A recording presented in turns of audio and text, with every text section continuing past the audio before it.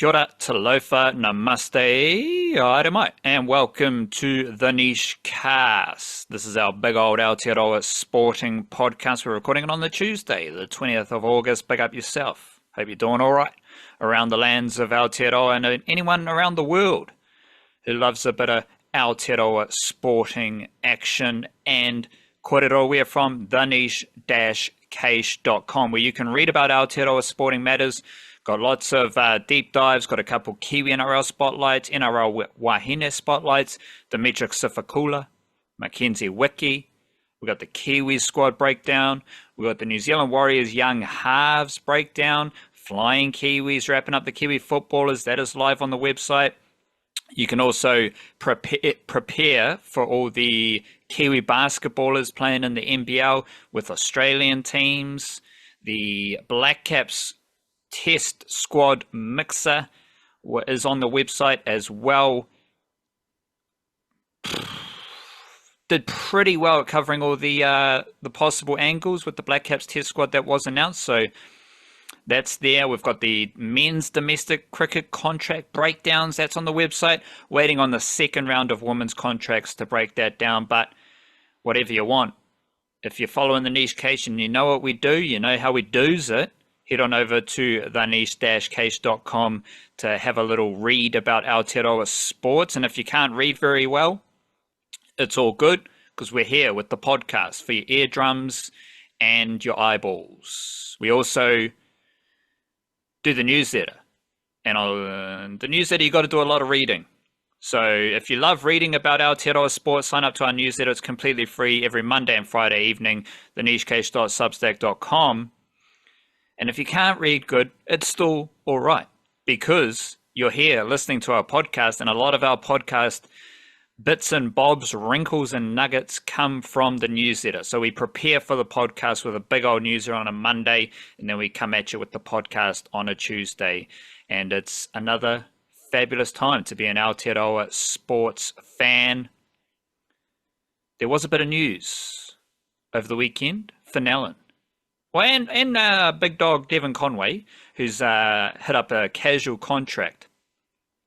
But Finn Allen dipped out of his contract, and he's picked up a big bash league opportunity. And I'm curious, because I'm kind of building out my opinion, my thoughts on the state of New Zealand cricket in the context of the global game and all the anxiety that is around the global cricketing realms. Do you have any thoughts on Finn Allen dipping out of the contracts, going for a T20 gig, and or some concise big picture thoughts about the state of Kiwi cricket? Yeah, there's always a few thoughts around this topic, because it seems to keep being thrown at us quite often. First of all, the reaction is just people don't seem to be learning about what this stuff actually means, and what they're detailing fairly comprehensively for us about what these little like individual contract situations are. And Finn Allen, like, that news gets announced, and I'm reading people reacting to it like Finn Allen has retired, or like he's deceased or something, like he's going to keep playing for the Blackcaps. There's no reason why that is going to stop. And if he doesn't, it's because his form doesn't demand that. And it kind of hasn't that much. At least, like, he's had some spectacular moments in T20 internationals, obviously. But I think at this point, he's not going to get a test gig, because he actually has really struggled to even hold down Plunket Shield opportunities. So I don't think a test opportunity is coming along anytime soon. And I'm not sure he's done anything near enough to hang on in the ODI format. So if you slip to being a 2020 specialist, you're not playing a whole lot of cricket, especially outside of World Cup years.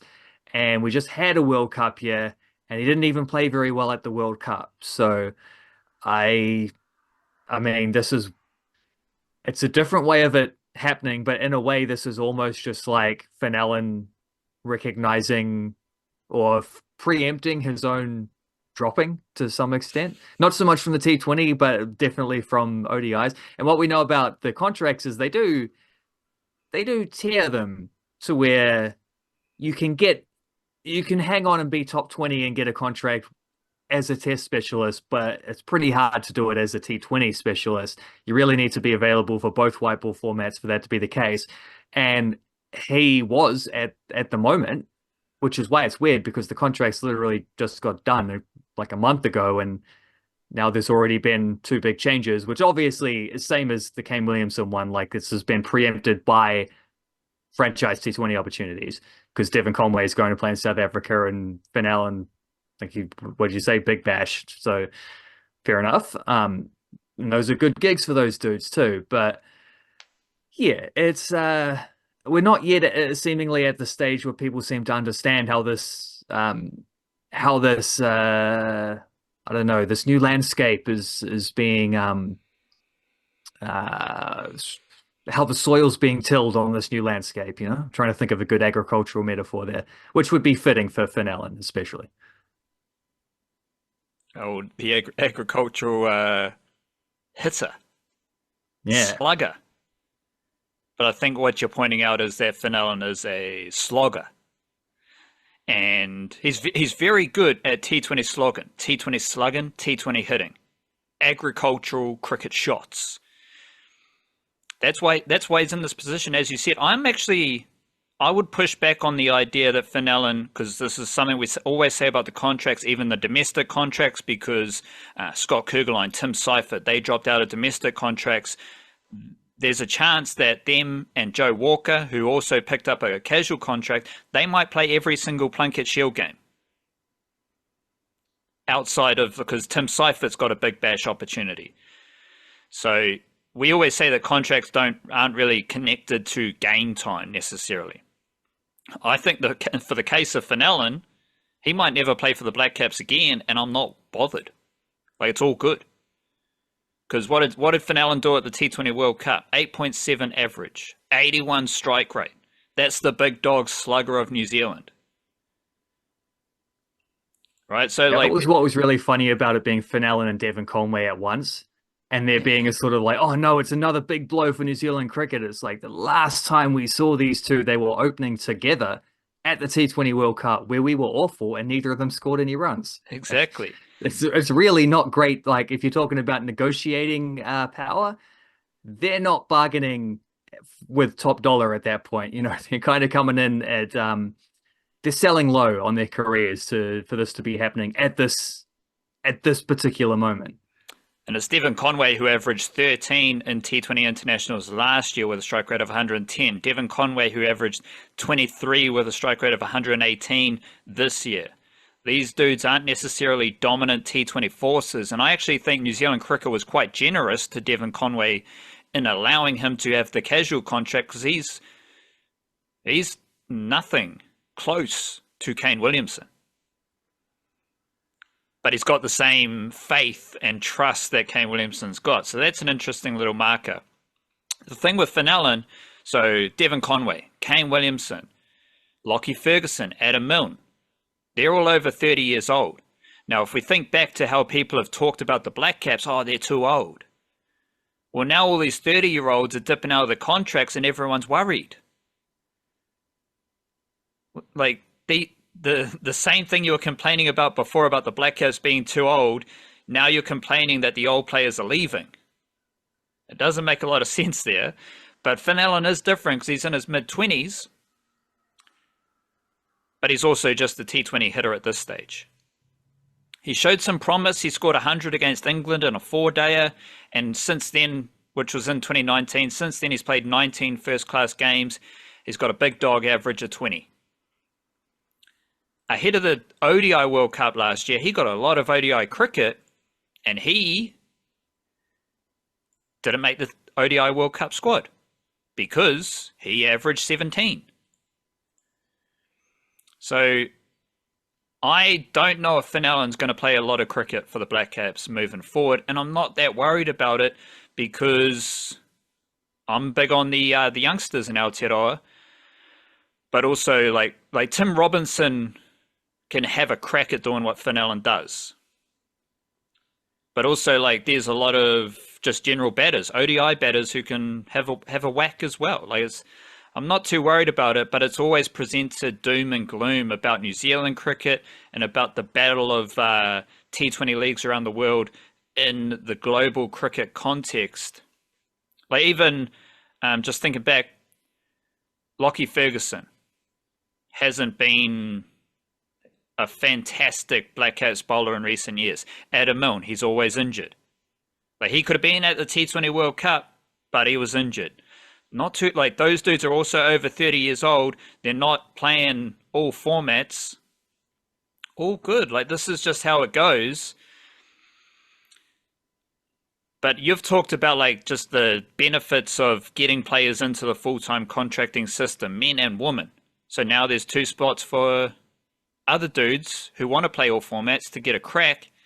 And the other, like, what's clear is that the contract drama, it's in a very specific bubble for me because we've got like Blackcaps with contracts, they play IPL. Blackcaps with contracts, Tim Southee's playing the 100 right now. You got Blackcaps with contracts who play Major League Cricket. They go have a little giggle in Canada.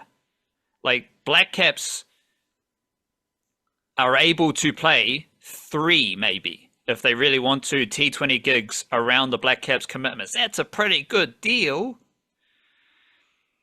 But the contract drama is coming with South Africa, and Kane Williamson got his SA20 gig just as he kind of finished up his worst stage of IPL cricket.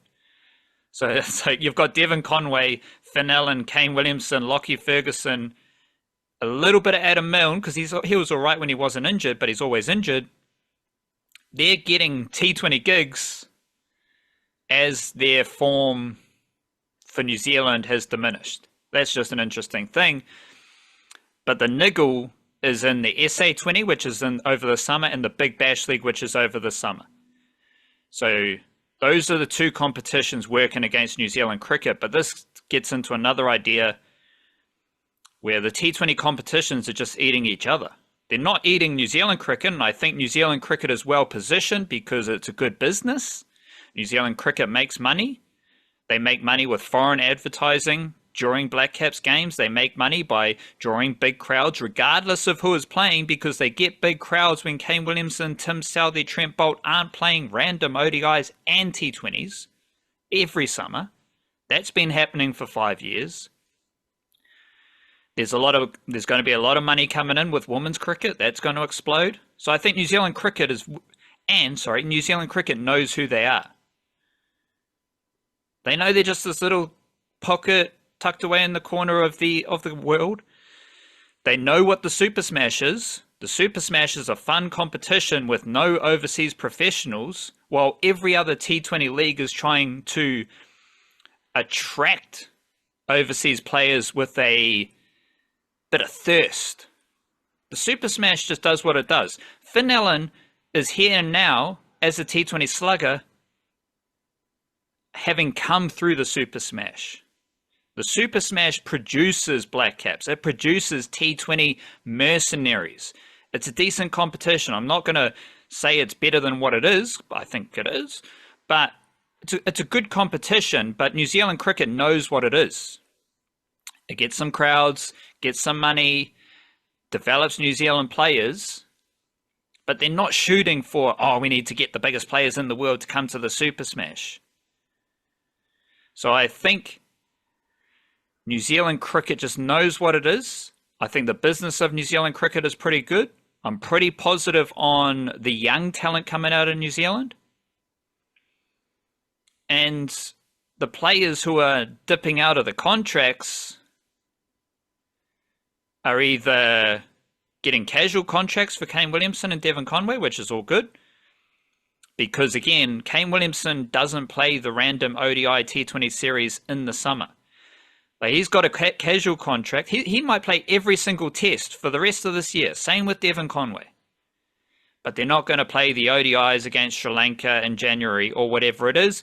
They probably weren't going to play them anyway. That's how New Zealand cricket develops talent, because all the young dudes play those series. So ultimately, I think New Zealand cricket's just in a nice little bubble. We're just tucked away in our corner of the world. A lot of the issues of the global cricket landscape do not apply to New Zealand necessarily. And I'm not worried about Finn dropping out. Not too worried about Devon Conway right now, especially because, again, given how Devon Conway's performing, Mr. averaging 11.7 in Test cricket this year, he got a very generous offer from New Zealand cricket for the casual contract. Yeah, you just reminded me of something that I laughed out loud at reading in the I've just managed to find it again, the New Zealand cricket article about this with Devon Conway, where they said the where are we? This paragraph here. The decision to offer Conway a casual playing contract was made after the left-hander committed to not only playing for the Blackcaps outside this January's window, but being available for key warm-up games ahead of the Champions Trophy and scheduling breaks to manage workload issues. Which I guess they're saying, like, don't burn yourself out. But it kind of reads like he has to be available for the games that he doesn't play so that he can not play them. Like, you know, like the way that they work the workload stuff. There was that, you remember there was that one last summer where Daryl Mitchell was given a workload break, but he still went to the game anyway and was just out there handing out drinks. He's like, he obviously just wanted to play, but they won't let him because you have to have a rest. We've got this workload scheduling, management program that we've got for all these players, and Conway had to still be available for taking his rest in order to get the casual contract, which I agree is kind of generous for a guy who's had 2 outstanding international years and then 2 kind of bad ones. Only really 2 outstanding years compared to Kane Williamson, and also Trent Bolt's been in and out of a casual contract. They kind of invented the concept of a casual contract so he could play at the ODI World Cup, and it's really since then that's become a thing. They have given 10 plus years to the Blackcaps of excellence. It's not the same as Devon Conway, who, if he was eligible earlier, he might have done more earlier, but then also maybe not, because it's kind of felt like he got found out a little bit, and we're waiting for him to figure out the next stage of his career to have come back with the rebound. And yeah, we'll see what the future holds for him. But I expect he, unlike Finn Allen, will continue to play a lot of cricket for the Blackcaps. Like a lot of it across all the formats. If he's good enough. If he's good enough. This might be an opportunity, like a window for them to change, to bridge that gap into dropping a senior player, which we know they don't really like to do unless the case becomes emergency. Devon Conway, like, first year of Test cricket averaging 63. First year of T20s averaging 58. He's also got a year averaging 11.7. He's also got a year of T20 cricket averaging 13. He's also got a T20 World Cup in which he averaged 23, which is an improvement. So shout out Devon Conway. Couple more quick hitters. We had the UFC on the weekend, UFC 305. Israel Adesanya lost to Dricus du Plessis. Nice little battle between South Africa and Aotearoa, but a Springbok action is there as well. Weird thing here is that Israel Adesanya lost to du Plessis. Du Plessis, I think he beat Robert Whittaker. He's got a win over Sean Strickland. Sean Strickland beat Adesanya. Whittaker lost to Adesanya. So there's just a weird mix at the top of the middleweight division. Israel Adesanya is still at among the top of that division, so be interesting to see what else he does. You could make a case that Robert Whittaker's better than Israel Adesanya right now. That would be a hot take, but Whittaker's on the rise again, and he's very good. He's in very good form, but he lost to du Plessis, I believe, and du Plessis is kind of just charging through the top of this division. So tough loss for Adesanya, but he still has a lot of, I think he can still pick up a lot of fights at the top of that division. Kai Kara France defeated Steve Erceg. Funky thing here about Kai Kara France, small dude with a lot of power. And if you've got a lot of power in the UFC, good things are probably going to happen for you. So that was a good performance from him. And then we've got Dan Hooker. He defeated Mateus Gamrot. And Dan Hooker is building like a legendary mana status with the UFC. Just his Like, he's been doing it for a long time, willing to fight anywhere, fight anyone, fight anytime, and he's always going to deliver entertaining fights. And so right now with City Kickboxing, we've got Israel Adesanya still lingering around the top of the middleweight division. Kai Kara France's power and his all-round skills are going to make him maybe a title contender. Dan Hooker, he's going to pick up entertaining fights in the lightweight division. But now we've also got Carlos Ulberg's on a nice winning streak. I think he's in the light heavyweight division, so he can work to the top of that division. And UFC also have, City Kickboxing also have Kevin Jousset, who's a Frenchman who fights out of City Kickboxing. He has entered the UFC with a couple of wins as well. So City Kickboxing is still producing top tier UFC fighters, which is good to see, even though Adesanya lost. But the wins for Kai Kara France and Dan Hooker were really impressive. I also saw in our news there on Monday that the Tall Ferns are in action. And they're in action in Mexico for a World Cup qualifying tournament. But you had a note here. We've got a 17-year-old in Bailey Flavel, daughter of Judd Flavel. We got Palis Hokyanga, who's 16 years old, and we've got Lauren Whitaker, who is 18 years old. This goes into the theme of all things niche cage, where these youngsters are pretty incredible. Do you have any thoughts on the youngsters in the Tall Ferns squad and any update on their qualifying tournament in Mexico, yeah. Ratoya Tamilo is also 19 years old, so there's 4 of the 12 players are teenagers, which probably doesn't suggest that the Tall Ferns are at full strength. And you do tend to get this with the Tall Ferns a lot, as they will bring in a few extra youngsters. There's just a smaller pool of sort of established, continuing available veterans. It's a lot harder in women's basketball to kind of get those pro deals through your mid-20s after you finish college. So that's often the case. And yeah, they're in Mexico at the moment. They're trying to win a tournament, which is the same kind of format as what they and also the Tall Blacks went through for Olympic qualifiers, like 2 groups of 4. You got to get top 2 in your group to advance, play everyone once, and then there's a semi and a final, and you have to win the whole tournament in order to progress to the next round of, in this case, World Cup qualifiers. So the Tall Ferns haven't made the World Cup since like 1994 or something, and they only really made it then because Australia hosted it, which meant that the Oceania spot was available and they claimed it from that. So they don't usually make World Cups. They potentially won't make this one, but they've got a like, I think South Korea are probably the toughest team in their crew. And there's the Eastern European women's basketball scene. I think Montenegro are there. Is like, if that was male basketball, I think that would be a very, very, very tough game for the Tall Blacks. For the Tall Ferns, I'm just not sure what the development is in that part of the world. I don't know. We'll find out.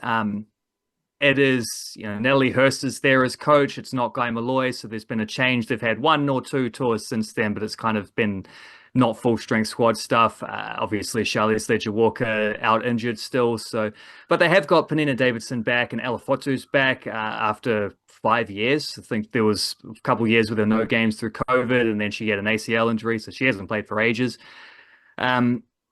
And yeah, we'll see how they go, because their first game is on as we're recording this. So if you're listening now, you can go and check how they went. It's on FIBA's YouTube. So the games are all easily accessible. Replays will be right there available to watch. So I am going to be doing that while I'm editing this podcast. So yeah, we'll see how they go. But it is a young Tall Ferns squad. It is a little bit of a transitional Tall Ferns squad with a new coach. It's often a transitional Tall Ferns squad in terms of the players that are picked, but here you've got a new coach as well. But there's something pretty significant on the line. So there's a lot to play for. And they do have an emerging kind of core with players like Davidson and Tara Reid and Ezra McGoldrick and some of these players who are starting to be pretty regular inclusions in Tall Ferns squad. So we'll see how they go.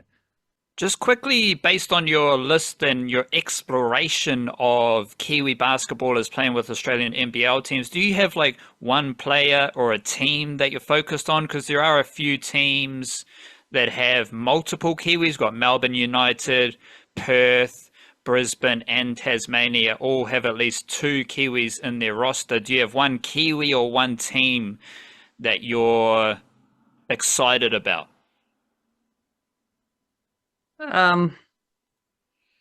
Yeah, I mean, I could say Hale every single year for that answer, and he is the reigning Defensive Player of the Year, and so it would not be wrong if I said that. But I'll I'll pivot slightly, and I'll say Flynn Cameron because I think Flynn Cameron had a solid enough kind of backup, like guard role off the bench for Melbourne United last year. His first year in the league, coming out of college, and he wasn't like I don't think he was sort of recognized as one of the best rookies of that class, although they kind of got rid of the rookie class idea in the NBL. Now they have a next generation award instead of rookie of the year award, which is a strange one. But they yeah, I don't know. I feel like he slid under the radar a little bit. And during that time, like during the past 12 months, he was really good for Taranaki in the New Zealand NBL. He's played a fair bit of basketball for the Tall Blacks, including at a World Cup right before that. So he didn't quite get a full preseason, I don't imagine, with Melbourne last year because of the World Cup. There was maybe another little factor there. I don't know. I just think if you're a player with that much obvious natural talent and playmaking ability, and you're a youngster trying to learn the role at a higher level, and the 2 guards starting above you are Hale and Matthew Dellavedova, and like your dad is Pero Cameron, and you've clearly got that level of pedigree and heritage as well, and he happens to be a great coach, Pero Cameron, and the sons and also daughters of coaches. Was you mentioned Bailey Flavel earlier, and getting into the Tall Ferns squad as a 17-year-old who absolutely bossed it. She was New Zealand's best player comfortably at the Under-17 World Cup earlier in the year as well. 3rd top scorer in the entire tournament, averaged like 18 points a game. And I looked at her highlight reel, and she's getting blocks as well. So you're scoring points and you're making big defensive plays. That's pretty impressive. I just feel like all the criteria is there for Flynn Cameron to have a massive second year in the NBL. It just feels like there's no way that dude isn't making massive improvements when you put all of those ingredients together in the recipe. Rightio. I've been so present in the moment, so present in the New Zealand sporting discussion that we skip past the mindfulness. And I'd also like to shout out to our Patreon whānau, everyone supporting us on Patreon. Big up to everyone on Patreon. We record our subscriber podcast, the bonus podcast, every week on Thursday, which is available for folks on Patreon. And if you do want to upgrade to a paid Substack subscription. So we record our big old niche cast on Tuesdays, and then we go even deeper for a Thursday bonus podcast available on Patreon and paid Substack section. But let's get a bit of mindfulness because I'm all over the show. Well, let's do that then. I've gone to the I've gone to my old mate Ramdas here for this one, who has, this is a little bit of a long sentence, but it's the very last bit that really, I don't know, that won the mindfulness crown for this week. It goes, as we grow in our consciousness, there will be more compassion and more love. And then the barriers between people, between religions, between nations will begin to fall. Yes, we have to beat down the separateness. I like that idea about the separateness, the things like the barriers between us being something that we actually have to, it's not an emptiness, it's not a distance, it's actually a hurdle, an obstacle that we have to overcome. It's a mountain we have to climb, it's a wall we have to break down, whatever it is. It's not a passive thing to get past that separateness. It is a deliberate act that we have to undertake. I think we can all use a reminder that we have far more in common, regardless of our culture, religion, whatever else separates us. We have far more in common than we do differentiating each other. And it's cool to be yourself, cool to be unique, but it's also pretty damn cool to come together as human beings on planet Earth. I'm glad we got some mindfulness in before we chat about the Warriors. Well, there's a lot to be said about the Warriors, maybe not so much the team having like overcoming the separateness. I think there's a little bit of separateness in some of their, not intentionally, but in some of their play. But there's not a lot of separateness in the crowd at Mount Smart, and there probably won't be this weekend at Shaun Johnson Stadium. That's, if there's one overwhelming positive to take from the Warriors season, it's just been how incredible the fans have been throughout at that Mount Smart experience. It's always buzzy when you're watching the Warriors at Mount Smart Stadium, because you're watching so many different like cultures, ethnicities, young kids, old people. They're together, the family's there. You got middle-aged men on the piss. You got a couple of 20-year-old women sitting there with their signs. You got the Spider-Man. It's just such a good place to be, and it's people coming together under the umbrella of sport. At the Temple of Mount Smart, at the Temple of the one and only Shaun Johnson, and don't want to say it, but I'm going to say it.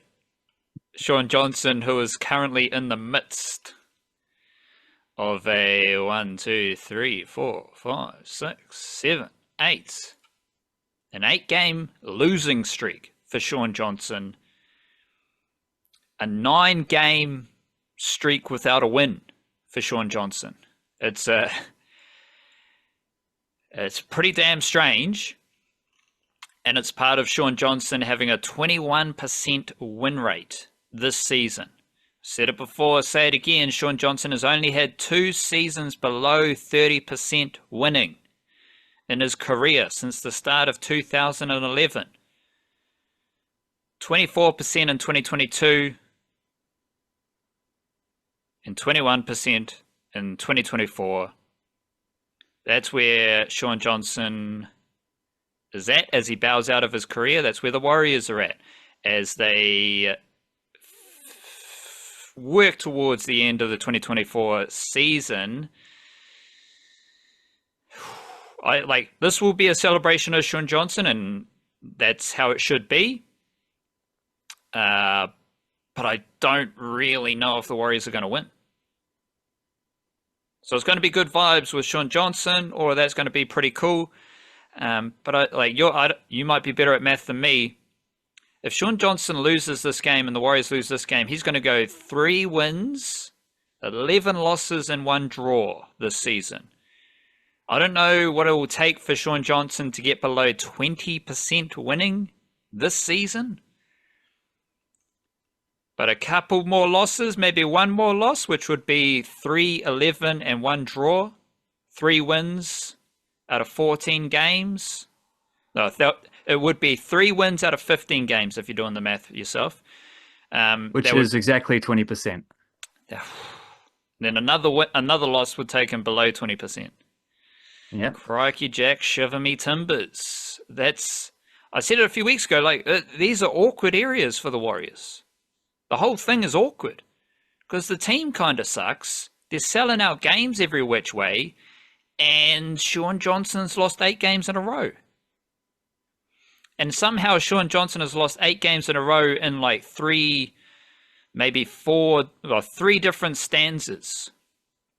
He lost round 7, round 8, round 9, round 10. Then he lost round 15. Then he lost round 16. Then he lost round 22 and round 24. So Shaun Johnson has lost 8 games in a row, but in 3 different sections of the season. It's awkward. It's weird. It's goofy. And I'm going to add to it by saying that the Warriors went 0-3 against the Manly Sea Eagles last weekend. They lost in the NRL. They lost in New South Wales Cup. They lost in Jersey Flegg. That's not good. But it's not as bad as going 0-6 against the Bulldogs, which is a real possibility It's a very real possibility that this weekend the Warriors lose all 3 games to the Bulldogs. We've got New South Wales Cup as the curtain raiser to the NRL game. Then the Jersey Flegg lads are playing on Saturday. What happened the last time the Bulldogs and the Warriors met in all 3 grades?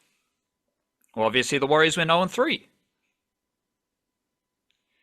So if we go back, that was the golden pointer in the NRL, which the Warriors lost. New South Wales Cup Warriors lost 46-16. And the Jersey Flegg Warriors lost 30-6. The New South Wales Cup Warriors, they'll be playing at home. They might be able to rally. They are 4th. Bulldogs are 5th. So that's the same with the Sea Eagles game day club battle. The New South Wales Cup Warriors were the best chance of a win. They didn't get the win. This weekend against the Bulldogs, they're the best chance of getting the win. We'll see what happens. Jersey Flegg, the Bulldogs are 2nd, the Warriors are 12th. So again, we're in celebration of Shaun Johnson. Shaun Johnson's got the lowest winning percentage of his career. He's lost 8 games in a row. That's awkward. That's weird. The Warriors went 0-3 against the Sea Eagles last weekend. And they went 0-3 against the Bulldogs a couple weeks ago. We could show up on Monday, and I'll be writing my newsletter, writing how the Warriors went 0-6 against the Bulldogs this season. That hopefully doesn't happen. Hopefully Shaun Johnson wins. Hopefully everything's positive and we're rocking and rolling. But this is the reality of where the Warriors are at. And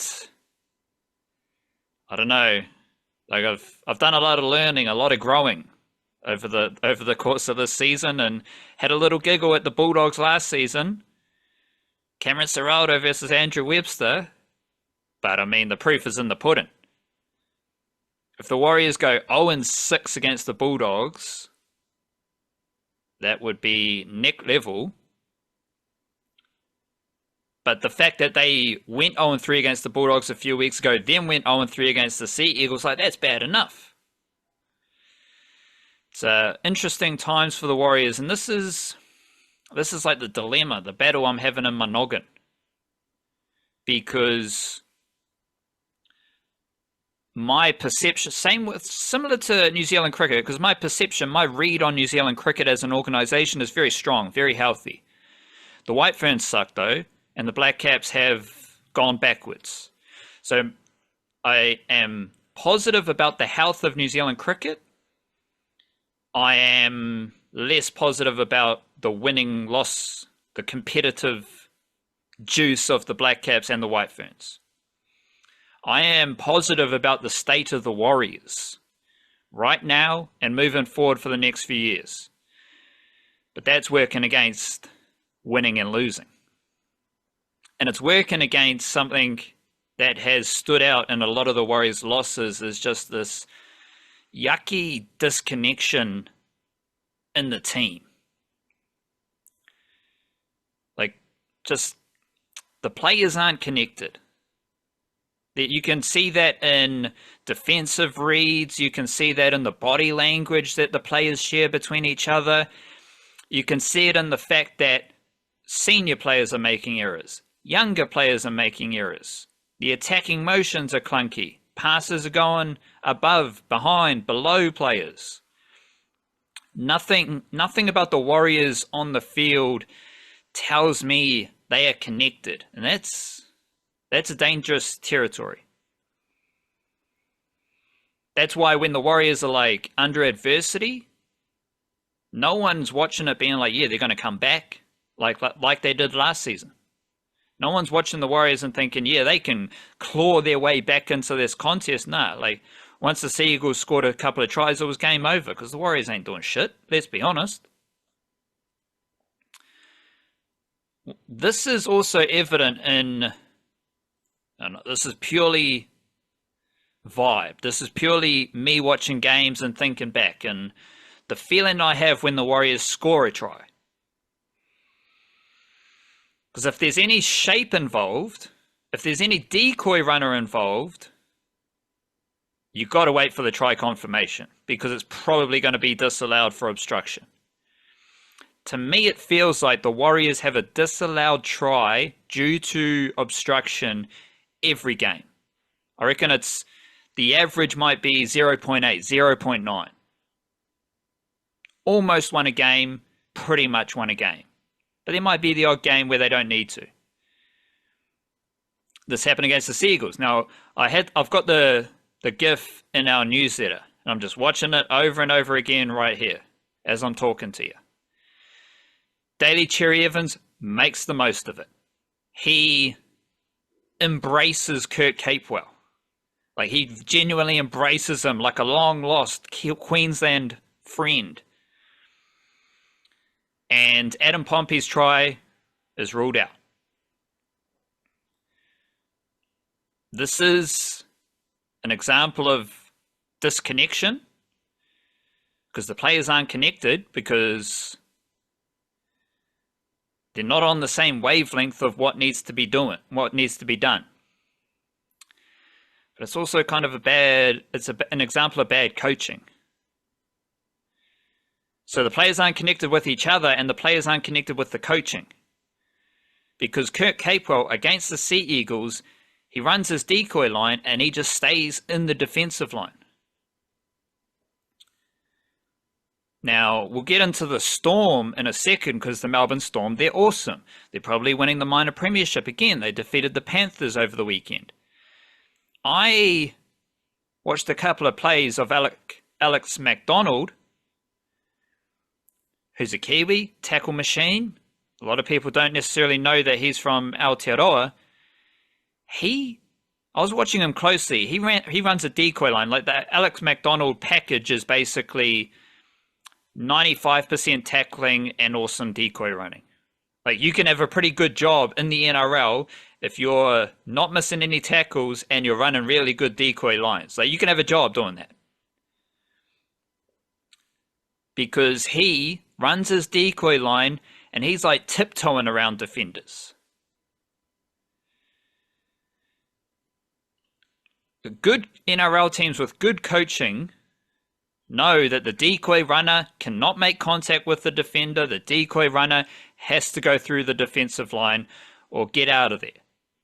The Warriors, there's always contact. The decoy runner always stays in the defensive line. And regardless of whether you think the opposition is milking it or they're Hollywooding the situation, acting, the onus is on the attacker to get out of there, to run through the line or just withdraw.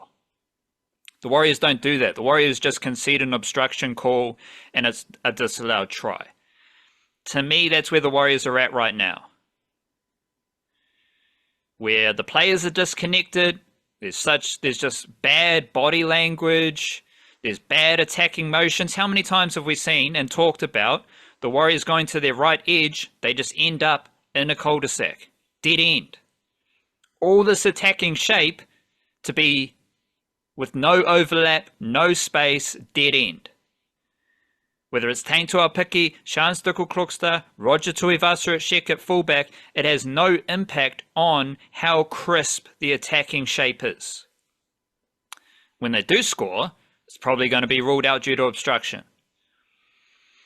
This is just like, it's bad connection, it's bad coaching, to be honest, and yet I'm positive about where the Warriors are at. It's a very strange kind of situation. And I was thinking about this as well. This is a test for Andrew Webster. It's going to be fascinating to see how he builds his way out of this and whether he can improve as a coach to sharpen up these details, because these details win you games and lose you games. But the two Andys have building a system, and I was thinking back to what I was maybe talking about on the subscriber podcast on Thursday, and the two Andys, what I was thinking about was I'm positive about the Warriors A, because James Fisher-Harris is coming next season. And if anyone can sort out a team, it's going to be someone like James Fisher-Harris, purely based on mana. I'm not necessarily, I don't think there's a player at the Warriors right now who has that kind of grizzly, gritty mana, or has half as much grizzly, gritty mana as James Fisher-Harris. So I think that's going to help. But I also am very optimistic and positive about the talent that the Warriors have. A lot of talent in their junior system. Like, a lot of these youngsters are... Like you might have a bench next season for the NRL team with Dimitri Sifikula, Leka Halasima, Jacob Laban, and/or Jacob Laban or Zion Mai'u. That might be a bench next season, and that's going to be awesome. Like, these dudes are talented. The Warriors have always had talent, though, because they had an under-20s dynasty. So they've always had talent, but I'm optimistic about the talent they have right now. So what's different? Well, under-20 success never... There was never any connection between under-20 success and NRL success for the Warriors. So I think 2011 they made like a couple grand finals, under-20s grand final, but the under-20s grand final didn't lead to 2 more years of NRL success. No, the 2012 they weren't that good. So the success of the under-20s team didn't flow into NRL success year on year. And yet I'm here now positive about the talent that the Warriors have right now. So then I'm thinking, well, what is actually different? Well, there's a lot more talent because they got more teams. So you got more competition for spots, which should increase the talent they have pushing for NRL selection. Because like if Ali Leotawa doesn't develop to an NRL standard quick enough, Moala Graham Telfer's on his heels. And if those two don't cash in on the NRL opportunities, Motu Pascal is there, Co Kelly's there. If Leka Halasima, Sifikula, Mai'u, Laban, if they don't develop right away, if they don't take their opportunities in the NRL and step up after a summer training period, well, then you're getting into the Toby Crosby talent bracket. And anyone seen Crosby score tries, that dude's got some talent. So I think there's more competition, and I think there's better coaching, which is a bit disjointed because the thing I'm talking about the Warriors right now is coaching details and connection. But when you think about the Warriors previously, you've got Andrew Webster, Andrew McFadden, who were at the Warriors before they returned to the Warriors last season, or at the end of 2022. So they saw what was happening with the under-20s team, and now the coaching, they are outlining this is how the Warriors are going to play their football across New South Wales Cup, under-21s, under-19s, and under-17s. So the talent of the crop right now, it's the same levels of talent they had throughout their successful under-20s period. But right now, and leading into next season, they got a lot more talent, more players, more teams. And each one of those teams, well, across all of those teams, is coaching alignment. And I think those two things are what keep me positive about the direction the Warriors are moving in. But all of that's happening as the Warriors went 0-3 against the Manly Sea Eagles and are chasing or moving towards a weekend in which they might go 0-6 against the Bulldogs in the celebration of Sean Johnson. It's a very strange dynamic. I don't necessarily understand it myself, and I'm talking through it. And as I'm talking through it, I am battling to understand this whole concept myself. So I don't expect you or the listener to really understand it, because I don't even understand it. But it's this idea where I'm positive about the Warriors' bigger picture for the reasons I just said. But that works directly against like the reality of where the Warriors are at right now.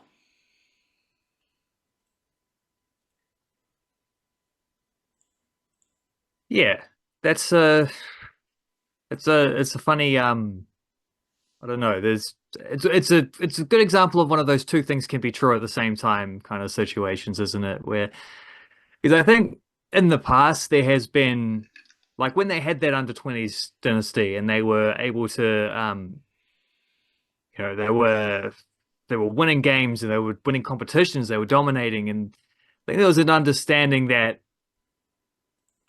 that wasn't the best pathway necessarily for those players, is to have them just dominate there against players their own age where actually they're not being challenged enough. And they're not being challenged enough, they find themselves ahead of the curve at that age and then 2 years later behind the curve.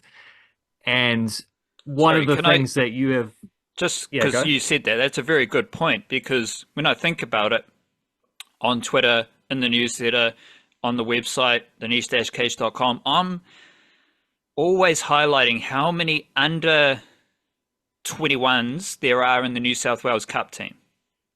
Yeah, exactly what I was going to say is this, So this you've has got been something you've been on all season, is there is this, the best players at under 20s aren't necessarily playing under 20s. exactly. Whereas during the under 20s dynasty, the best under 20s players were playing under 20s. They weren't playing New South Wales Cup. Whereas now, the under 21s team is full of under 19 lads, and the best 19-year-old, 20-year-olds are playing New South Wales Cup. Dimitri Sifakula is 20 years old playing NRL. But he's doing that because he returned from injury and he had like 10 games of New South Wales Cup before he got the opportunity against the Dolphins. So it's a good point, because in the past, the best under 20 dudes were playing under 20s. Whereas now those equivalent dudes are 10, 20 games into New South Wales Cup careers, and that most of them, Mai'u, Laban, Sifakula, Leatawa, and Halasima, who's 18 years old, those dudes have already had a little taster of NRL, and it's just a taster, play a couple games, get back to reserve grade, keep building. But there's a clear difference between how the Warriors operated before, how they're operating now. There was like a skipped step. You're playing under 20s, you're going well, you're dominating. You might play one game of reserve grade, then you're in the NRL, and you're not ready. Whereas now, those same players are just being developed through New South Wales Cup. And you'll probably find like those players will be, I mean, well, it's not like they're any worse at this stage, but it's like you'd rather than rushing them in and saying this is like a superstar prospect who's going to play 15, 20 games next year as a 20, 21-year-old, you say, well, let's like get this on the steady path and say, where are they going to be at when like, don't worry about whether they've cracked first grade at this age, because most of them have, as you said, like most of them have, but it's like, it's a game here or there where there's injuries or suspensions. It's not consistent over and over and over. There was a little bit like, there was about a month there where Lika Halasima was getting in all these squads, but that's because he went in and did really well at debut. He had that big, the famous run where he got stopped just short of the try line. And he earned that, but then he earned that up until other guys came around and like, you're so back to where you were. It's another development wrinkle, because Leka Halasima, we have no idea what his best position is, but in those games, he was brought on and he played through the middle. For like his first involvements were as a middle forward. Then he's playing centre. Then he's playing edge forward. Like, he's literally played all three of those positions in the NRL already at 18 years old. Yeah, but it's not about where he's at 18. It's where is he going to be when he's 22, 23. And this is just a steadier pathway to because like even I don't know, even if you do you can do the same development at NRL level if the opportunities are there, but it's just like there's stuff you can't be told. You just have to experience it. And if you experience that, like, sometimes that stuff is harder to learn in the NRL because the spotlight is there and the pressure is there, and you just get written off so quickly if you get in there and you're not great from the start, and it can just destroy your confidence. And just being able to get, it's not just game after game, it's season after season. If you like, these guys are young enough that they could have like 2 or 3 seasons nailed on New South Wales Cup, really get to become veterans there, like get to play not just 20, 30 games, but 50, 60, 70, maybe 100 games there, and really get the idea. I mean, honestly, this is just the stuff we talk about the Blackcaps, isn't it? It's like these guys who have year on year of developing themselves and at like developing their cricketing abilities and really discovering who they are as cricketers to make the Blackcaps at 27, 28, 29, 30. Not at 21, 22, 23. Certainly not straight after an under-19s World Cup, which is kind of the only real comparable age grade development thing that we have. Those guys barely make first-class cricket the next year. The best of them will go into A grade cricket mostly, like Northern Districts A, Auckland A, etc. It takes time, but that time isn't being wasted. It's the more you play, the more you learn, basically. And you can see that. You can see that intention pretty clearly in how the Warriors have been handling these guys. That's a very interesting segue into the Melbourne Storm. So Melbourne Storm, excellent team. My segue is a bit far off from where I want to start with the Melbourne Storm, but the Melbourne Storm are awesome, right? So they're incredibly successful. What did I write here? Melbourne Storm, sustained excellence.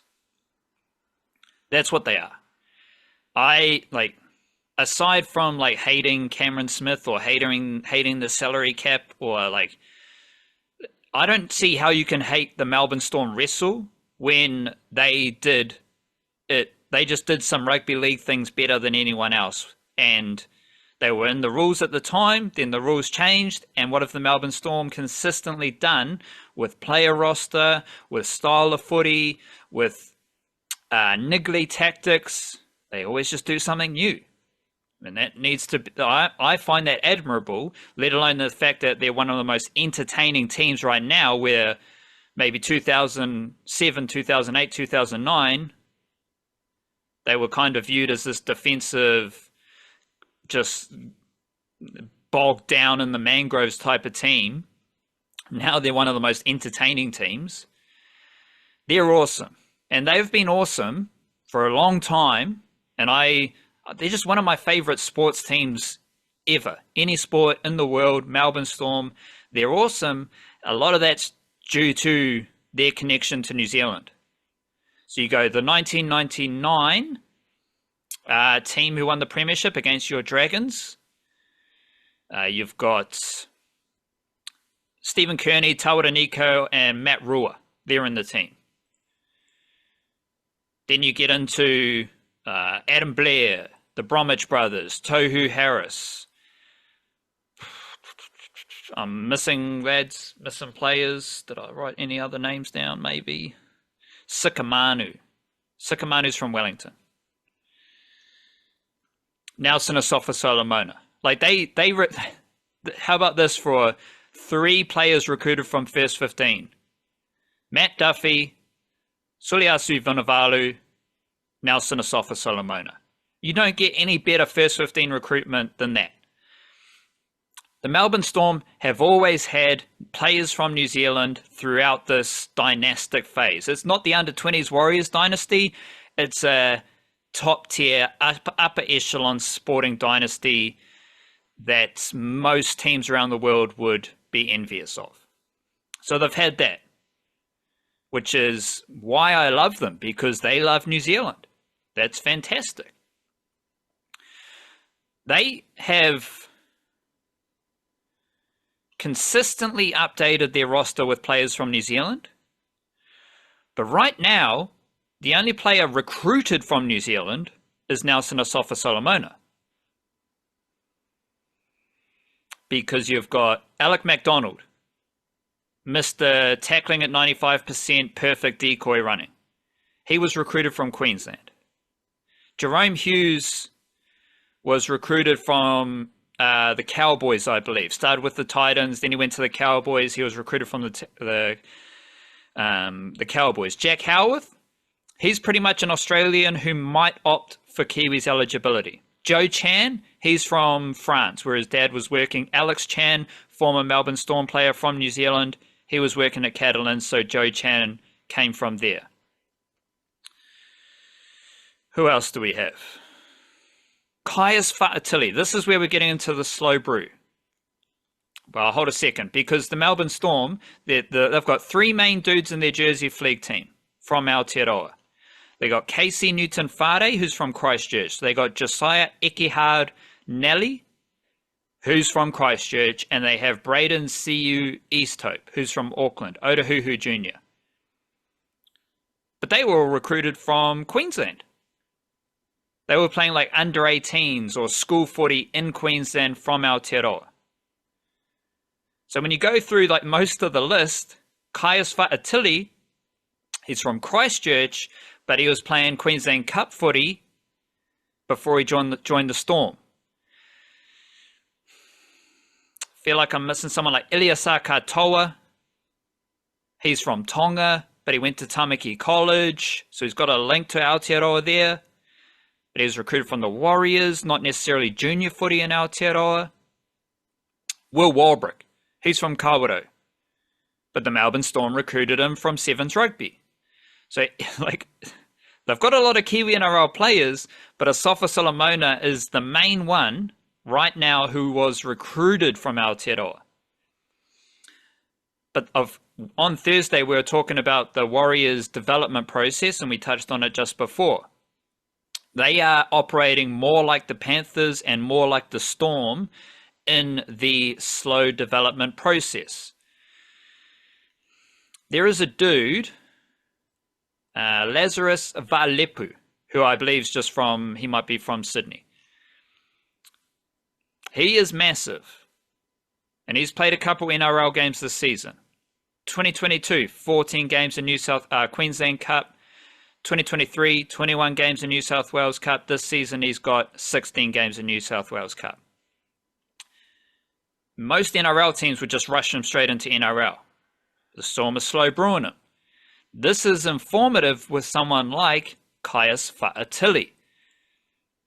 Anyone who's seen the highlights of Felix Fa'atili, who is massive, skillful in the Sharks system. Kaius is the older brother, and he is massive, mobile, skillful. He had a train and trial deal with the Melbourne Storm last summer. He played 14 games of Queensland Cup in 2023 with Wynnum. Now he's played 19 games of Queensland Cup with the Sunshine Coast Falcons. Kaius Fa'atili, assuming everything goes honkadory with the Storm, he could play NRL footy. But like Will Warbrick, who spent a whole season with the Sunshine Coast Falcons, like what I was saying with Lazarus Va'alepu, Kaius Fa'atili is just developing in Queensland Cup, and he might appear for an NRL debut next season. He's probably the next up Kiwi-NRL junior in the Storm system. Then they've got the three dudes in Jersey Flegg, Fa'atili, Casey Newton-Whare, Josiah Ekihard Nelly. They're all from Christchurch as well. We had a couple more NRLW debuts with Tenika Willison playing on the wing for the Knights. She's from the Black Ferns Sevens team, joins Tyler King and Stacey Waaka and playing at the Olympics, now playing NRLW. Tenika Willison also has connections to Taharoa and the Western Waikato area, the hot pocket where Xavier Willison, Taintua Piki, and Tamaira Martin are also from, so that was cool. And there was also a debut for Matekino Kahukotu-Gray, who made her debut with the Gold Coast Titans.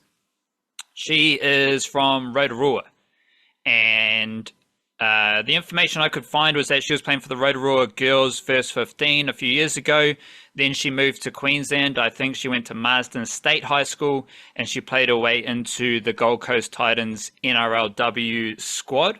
So a couple more NRL wahine in the mix. The Broncos won again with Stacey Waaka in the team. And Stacey Waaka she scored 2 tries.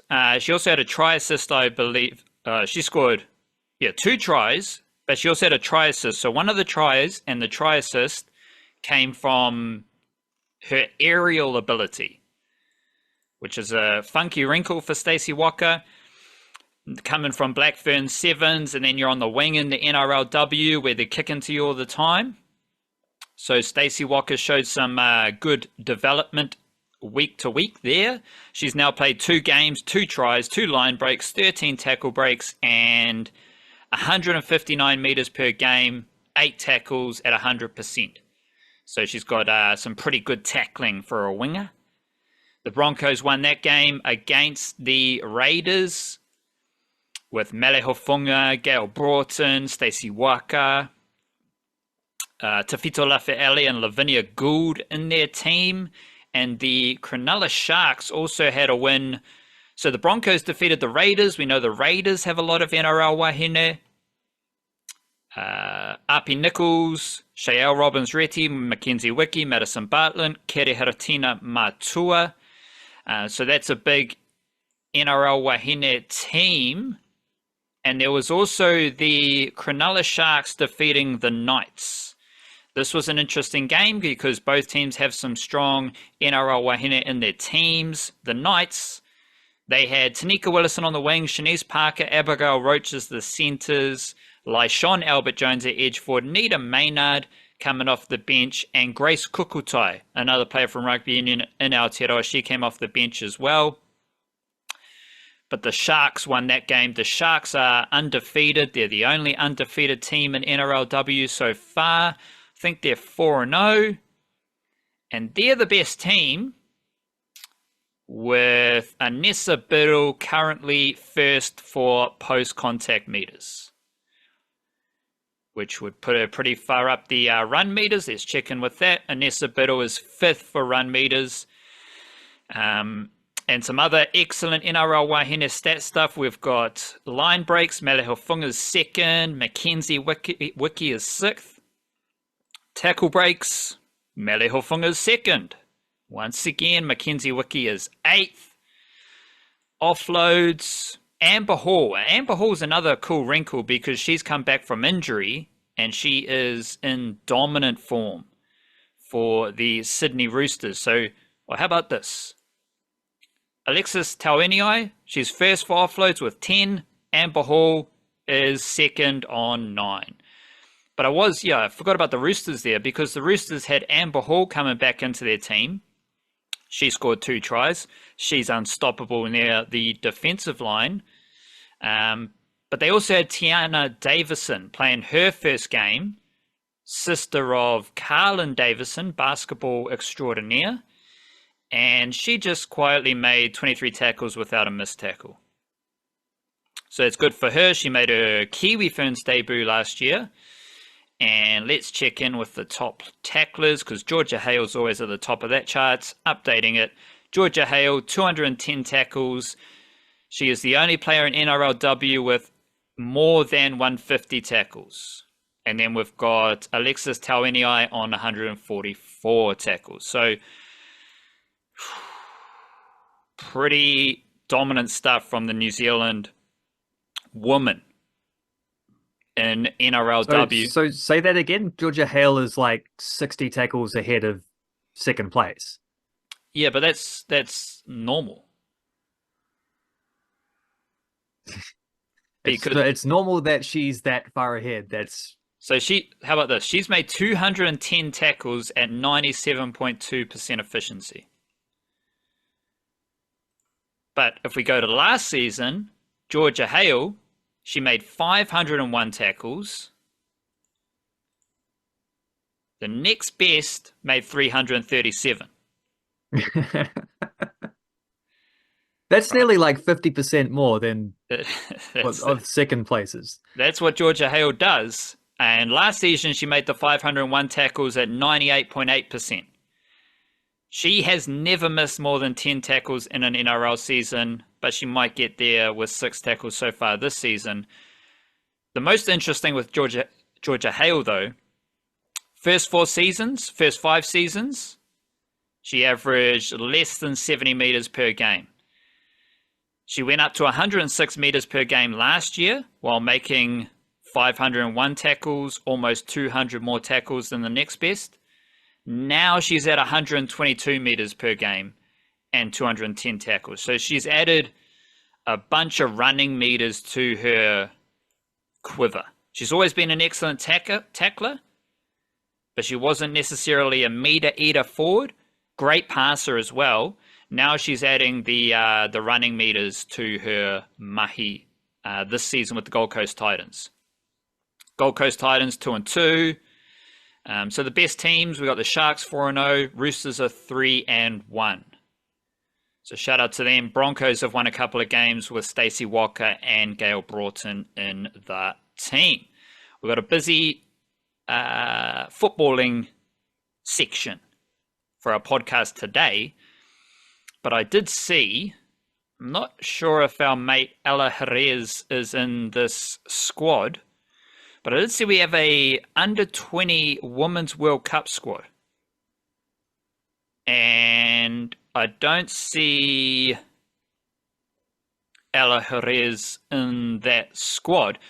So I'm not sure if you've seen this under-20s Women's World Cup squad, if you want to break that down, and that will take us into some Ela Jerez thoughts, because we got a clip of her dribbling. The dribble led to nothing, but the dribbling was exquisite for Ela Jerez, who is currently playing with the Wellington Phoenix women's second team, I believe, academy team. Yeah, with the reserves. That was one of those that's one of those mindfulness dribbles where the journey is the reward, not the destination, you know. And in that clip she waxes past two defenders in particular. Those aren't just any two defenders either. That is an undefeated Auckland United team who still went on and won that game.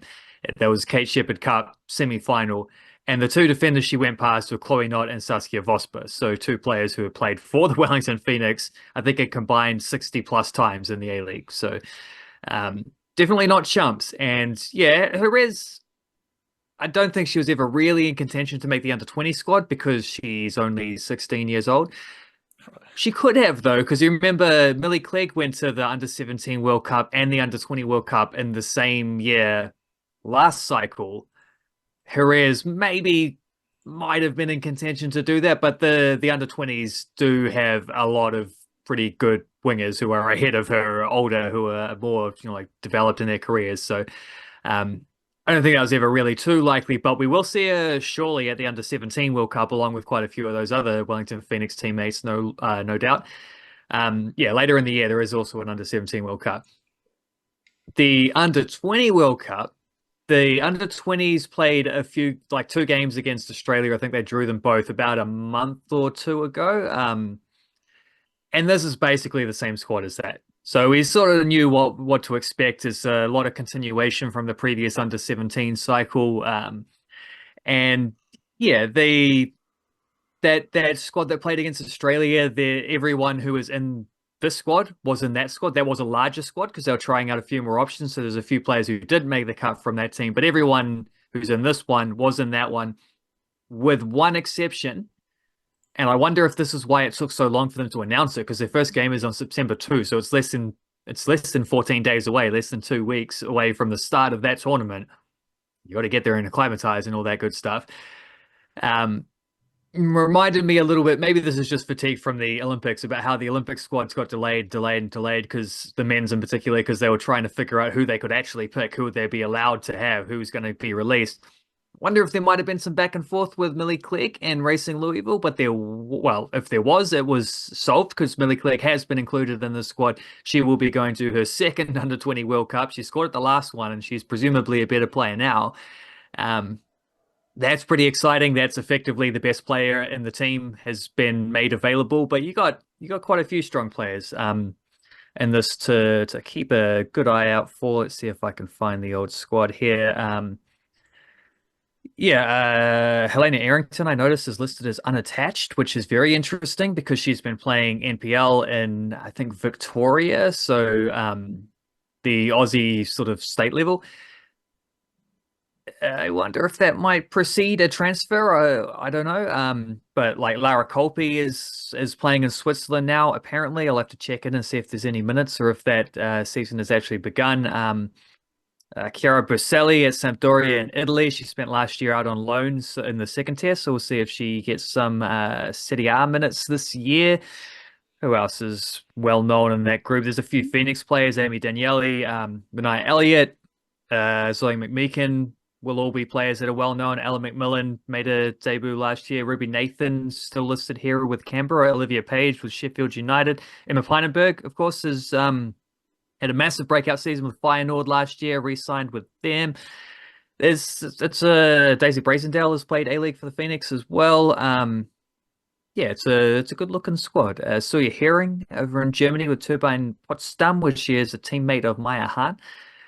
That's like a lot of continuation, a lot of expected names, but that's good. That means there's a good solid squad that's been building towards this World Cup, and we'll see how they go. I don't know if it says here who they actually play against. I didn't check that. The drawers are not always kind at these things, but then also at the same time, sometimes you get drawn against these countries you think are really good, and they're just not as good at youth level than they might seem.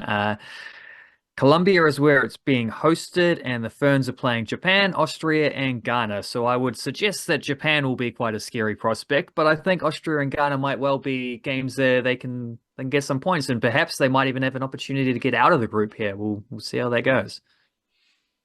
Behind you is the NAC Breda crowd, before which Matthew Garbett scored a lovely goal, and then big up the crowd, the big time Matt Garbett, and that was against Ajax, who are they're one of the biggest clubs in Netherlands historically, maybe. So you've in our news that he said that was an upset win for Breda, and Garbett scored. Did he score the only goal, or were there more goals? He scored the first one, then Ajax equalized very quickly, and then after Garbett had been subbed off, one of their defenders pops up and wins a header off I don't think it was a corner, I think it was a free kick whipped into the back post, but similar, setup. Injury time winner, sweet as, 2-1 over Ajax, that have taken the draw for sure because they were terrible in their first game. They got thrashed, and this is after, of course, being promoted back up to the top flight in the Netherlands. So yeah, big upset win, big unexpected win, but massive occasion. They had a sellout crowd of about not quite Warriors numbers, but I think it was 19 or 20,000, something like that. There to see the team back in the top flight. Yeah, All Blacks numbers. Yeah. Well, there were no closed off sections of the stadium, so it was all filled out. And yeah, the crowd were loving it. They got a massive rebounding performance from the team. That included Matt Garbett as one of the couple of changes from the first game. He was one of the guys pushed into the starting lineup, and I don't think he had an amazing game outside of the... I've only really seen the highlights of this one. It doesn't seem like he had an amazing game outside of the goal, but he scored the goal. He scored the first goal. He scored the goal that gave his team belief that they could beat Ajax, and they went on to do that. And I don't know, he was as they were getting promoted, he still had a pretty significant role, but he was mostly playing off the bench. So I wasn't, I don't know, there's been a whole lot of momentum leading up to this, and he was missing for most of their preseason as well, because he was captaining the All Whites at the Olympics, the Ollie Whites at the Olympics. But I always kind of have a sneaky suspicion, and we're only 1 to 2 games into the season, so it's long from this being vindicated so far. Just because he scored 1 goal doesn't mean we're there yet, but I don't know. I have a suspicion that Matt Garbett is the type of player that rises to the occasion. And I think playing in the Eredivisie, where it's going to be faster and more physical and more dynamic, I actually think that's maybe even suits him better than playing in the second tier. So I think he's a player who will, I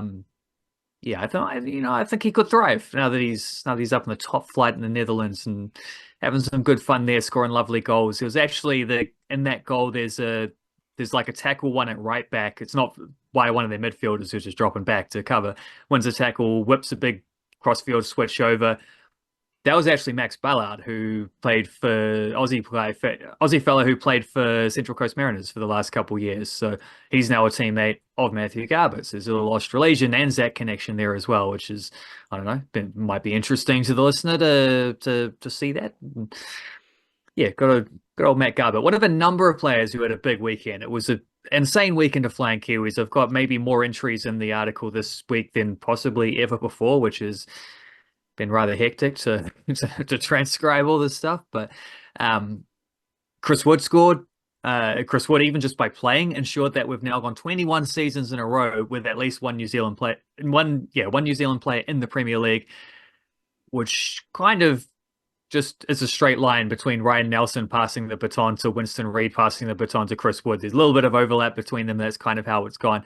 But of course, even though these guys probably aren't going to play this season, we did get Henry Gray promoted on the fringes of the Ipswich squad to the Premier League. We had Alex Paulson sign with Bournemouth. We had Marco Stamenic sign with Nottingham Forest. So we've got this little influx. Matt Dibley-Diaz as well on the fringes of the Fulham squad, but he's gone out on loan this season. So these guys might not play this year, but there is a...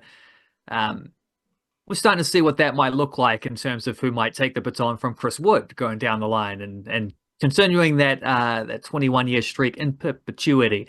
So, yeah, Woodsy got a nice goal. They are being linked with another striker or two. So hopefully those deals collapse in humiliating fashion and Chris Wood gets to stay as the number one, the main man up top there and keep scoring goals, no dramas. Who else does some stuff this weekend? We had that Indy Riley Macy Fraser game, which was pretty cool. The friendly game between Crystal Palace and Utah Royals, who have been doing some shared preseason stuff or mid-season break for Utah. Indy Riley got about 20 minutes off the bench, her first appearance for Crystal Palace, albeit unofficially. Macy Fraser didn't play, but she was kitted up and she was on the bench. So after all her, the month or two of ankle issues that she's had, that's a pretty good sign that she was at least in the squad, even if she didn't get any minutes there. Marko Stamenic debuted for Olympiacos, and in trying to find the stuff from that Olympiacos game, a bit harder to find highlights from Greek football, partly because they don't use an English alphabet, which makes searching very difficult. But most of the stuff I found from that game involved a dog who ran onto the field during stoppage time and then wouldn't leave. Ran on, sat down. Player goes to get him up. He yaps at his hand and then just does that thing that dogs do where they jump up and start running in circles and just getting excited, playing a big game. Eventually, they got a security guard on there with a leash to draw him off. But that seems to be the most exciting thing from Olympiacos' 2-0 win to start their season. Max Crocombe started for Burton Albion. After being dropped for week one, he very swiftly won his spot back, although they drew 3-3, and he did. The reason he lost his spot was that he was supposedly not as good playing out from the back. So guess what happened within 5 minutes of kickoff of this game, getting back in there, he passed the ball straight to a striker and they conceded a goal. So not ideal, but he made a bunch of saves after that. So he made up for it a fair bit. I don't know, Matt Dibley-Diaz debuted for Northampton and then got a start in their latest League One game. He's actually working his way back from illness, so that's where he might have been playing more prominently otherwise. Alex Greaves scored his first goal in Ireland. Vic Essen had another start for Rangers, another big clean sheet. She's kept 2 clean sheets in a row to start the season for Rangers without having to make a single save. They've won 11-0 and 4-0. But the point there is less what she's doing and more that she's getting consistent starts, and because she's been in a sort of back and forth the whole time she's been at Rangers, but now it seems we're getting into sort of undisputed number one territory with her, which is pretty cool. Who else scored goals? Who else have I got highlights well, you've got from it? not Fred de Jong, but you got Andre de Jong. Andre, that's it. Yeah, that was a significant one there from him. There's no footage of this, which is annoying.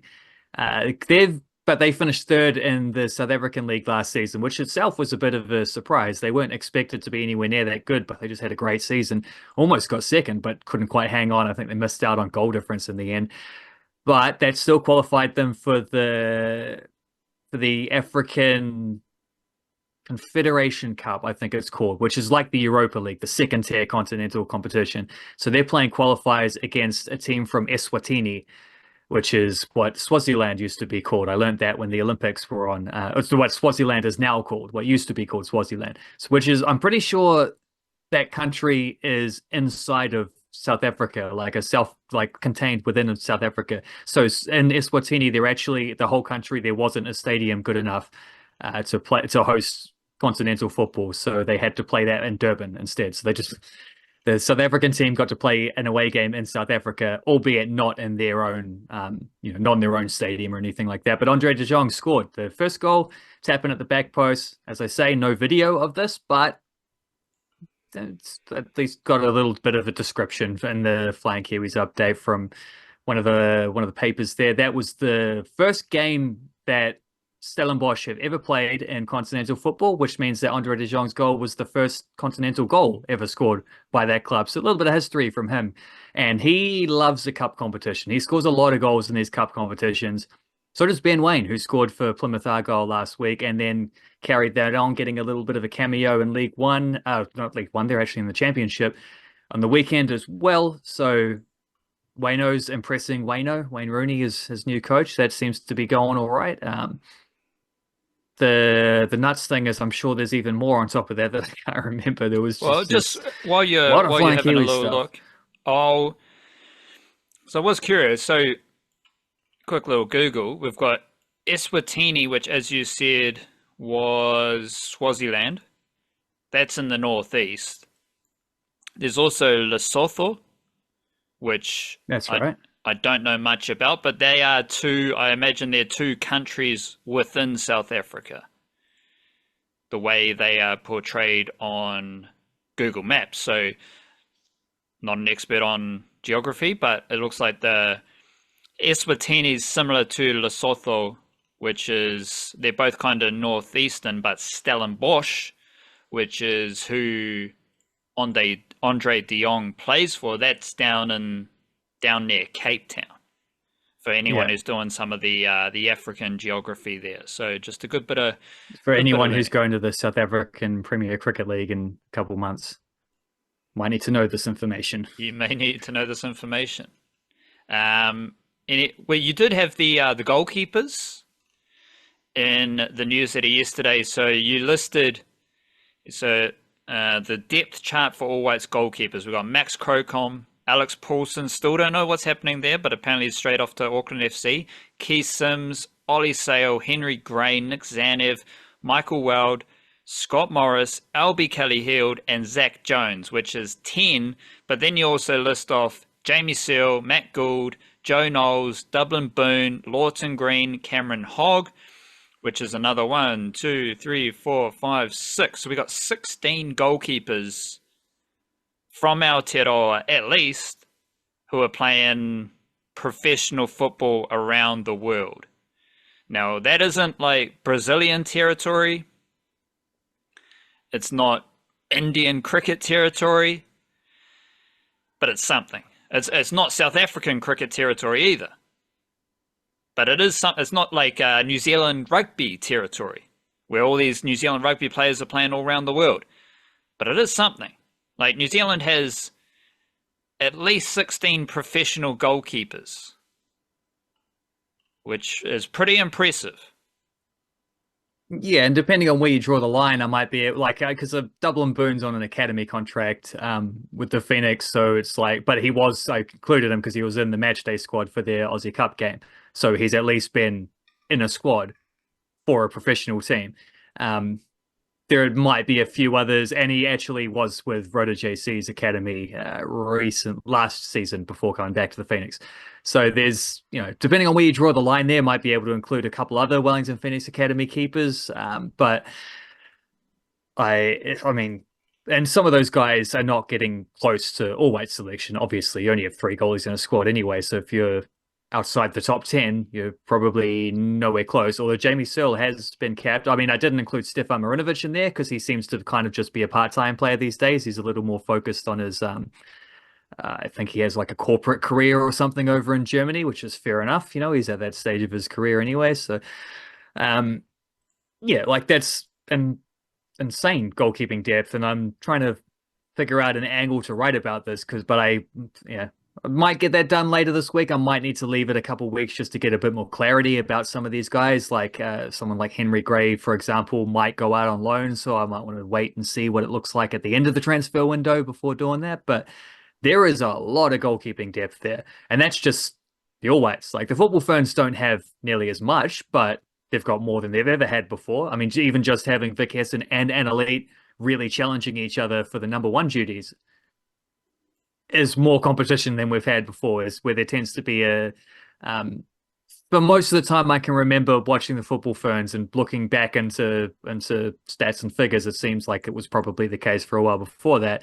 There usually seems to be a pretty established number one. I think we got to the point where an elite has overtaken Vic Hesson, having started all three games at the Olympics, but Vic Hesson is still driving a hard bargain there because she, as I mentioned, her having been, being in great form with Rangers, and that alone is pretty impressive. And then you've got like Bree Edwards, who's maybe going to be the starting goalkeeper for Sydney FC this season, defending champs in the A-League. Murphy Sheaf got into the Olympic squad as a traveling reserve ahead of Bree Edwards more recently. She's currently still at college in the United States. So a lot of depth here. Amy Daniele in the under 20 and New Zealand under 20 squad with the Wellington Phoenix. She's played in the A-League. Like Georgia Candy was with the with Melbourne Victory as an injury replacement player last year. She's played for the Phoenix in the A-League.